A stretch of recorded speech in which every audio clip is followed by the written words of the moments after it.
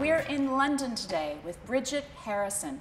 She was the New York Post's dating columnist for many years, and her new memoir is called Tabloid Love, Looking for Mr. Right in All the Wrong Places. Bridget, after so many years as a successful columnist, what made you finally decide to write the memoir? I think what sort of inspired me was the idea that I had been on so many mad and bad dates, and I quite often would come home and think, oh my God, I'm so lame. I can't believe that this has happened to me again. I've been stood up, or I've been out with someone I was really going to hope they were going to call and they never did, and you just think, oh, I'm such a loser. How come everyone else seems to be so successful in their dating life? But the great thing about writing the column was realising that I wasn't alone in all those situations. And when I wrote about something that happened to me, people would write in and say, oh my God, I've so been there. This happened to me last night. And I think there was that sense of wanting to kind of share all these experiences and hope that other people had been through them too. Tell me, what are the best things and the worst things about single life in the big city?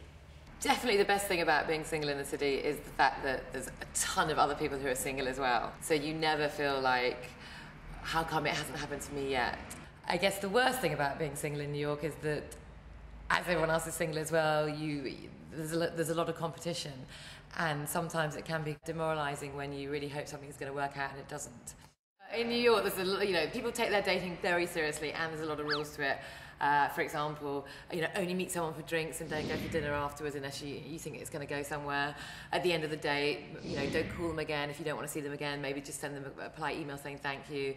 Never, if you're a girl, never be the first one to contact a guy, and definitely don't even call him back. Never talk about anything emotional on an email, just in case you think you're a bit needy and kind of crazy.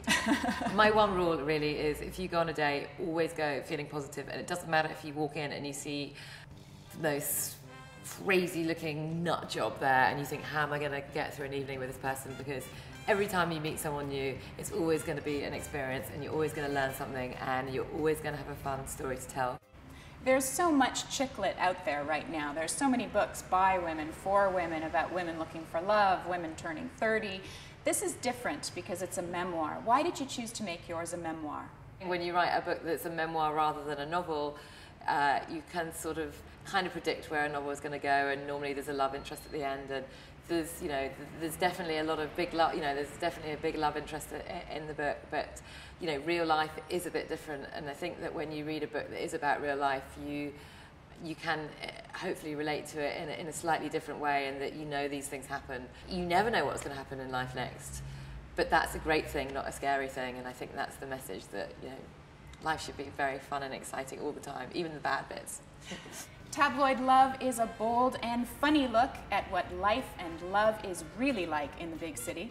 To read more about Bridget's misadventures in love, pick up your copy today. I think, frankly, these days it's just damn complicated to be a woman. I mean, you've got a career, you're probably ambitious, you really want to have a fulfilling career. You definitely, hopefully, want to get married and be a great wife and have a great husband.